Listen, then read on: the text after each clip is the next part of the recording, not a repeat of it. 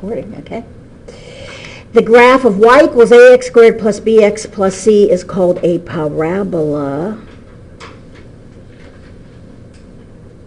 By the way, in terms of a mathematical model, a parabola is probably the one that you see the most of. That's when you throw the ball up into the air, it falls to earth. If you're a math student, you can calculate out where. Okay? Actually do the calculation. If you go around, the golden arches are parabolas, McDonald's. Just look for parabolas in the real world. McDonald's has parabolas. The first, and you don't see them that much anymore, but the first solar panels, people who have solar on their roof, they've got this little thing that looks like scallops. Those are parabolas. They're called parabolic mirrors. And so they actually, the sun actually comes in, gets reflected, and they do what they need to do in order to be able to create energy.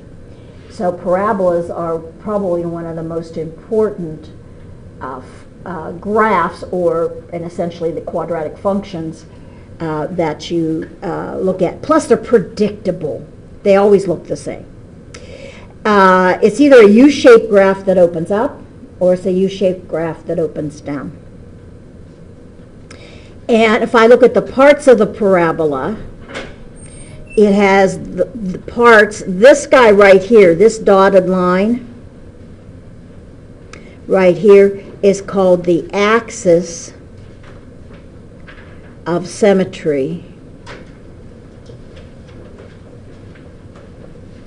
The axis of symmetry. Now, what does that mean? That means that this guy's almost like a fold line. That if I were to fold it along the axis of symmetry, that these two halves would lie on top of each other. So it cuts the parabola right smack down the middle. Axis of symmetry. You notice it is a vertical line. The coordinate point that you see here, down here at the bottom, and here at the top, has a name. It's called the vertex.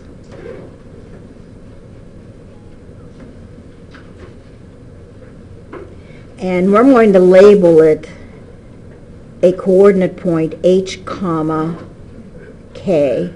H comma k for the vertex. Now in college algebra, you're going to be running into HK all over the place. It's going to be the center of the circle. It's going to be the vertex of the parabola. It's going to have all kinds of different connotations, H and K. Now, I notice that if it opens up, it has what we would term to be a low point.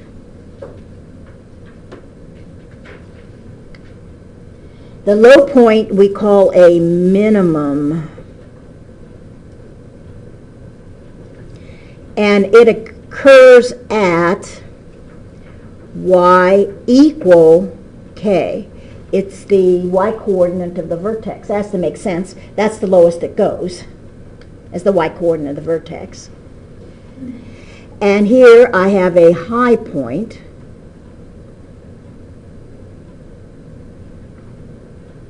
It's called a maximum. And it's at also the y-coordinate of the vertex. So in other words, that's the biggest it gets. That's the biggest it gets. I have it opening up and then I have it opening down. How do I know if it opens up? It opens up if the coefficient of x squared, namely a, is positive. And it opens down if the coefficient of x squared, namely a, is negative. Now, I'm going to use my calculator to demonstrate that. Do an easy thing. And clear y equal, let's see what I got in there. I got all kinds of interesting stuff in there. And I'm just going to do good old y equals x squared. And I don't know where my calculator's been, so I'm going to do a zoom standard or zoom 6. And you see that indeed he is a U-shaped graph and he opens up. Now if I go make a slight change and say, okay, I want the opposite, all I did was change the sign in front of x squared, and the opposite of x squared.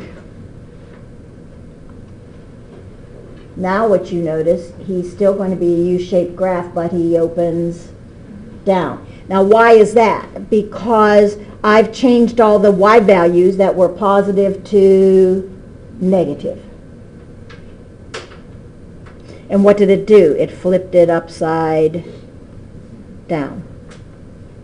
So that says if the coefficient of x squared is negative, it's going to open down.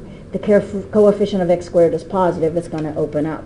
If coefficient is positive, it will have a low point or a minimum. Coefficient is negative of x squared, it's going to have a high point or a maximum. These are the two pictures I keep in mind as I'm doing application problems that involve the quadratic function. Now, what about the domain and the range? Well, domain is pretty easy. So if I look at my example, which is y equals ax squared plus bx plus c, there is no radical, no denominator. So in this case, the domain is all real numbers because there are no exclusions.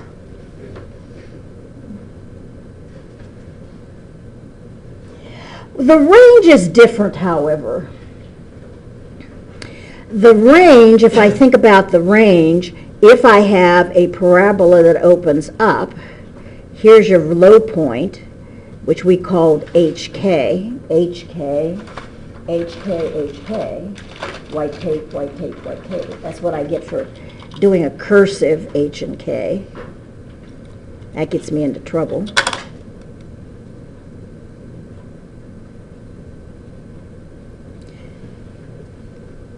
Right?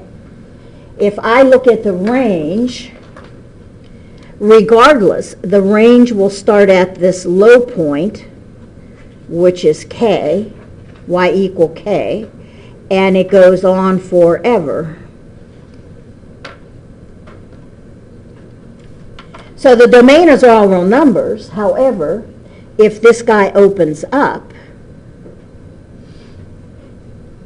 his range is the y-coordinate of the vertex to infinity.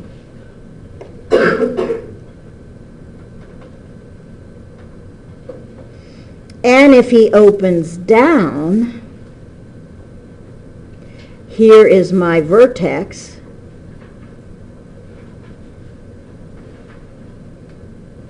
I notice that it's going to start at minus infinity, and then it's going to go and stop at y equal K.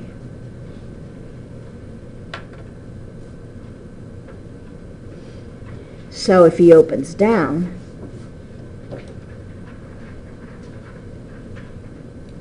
then the range is going to be minus infinity to K. And dang it, I did it again. Look at that.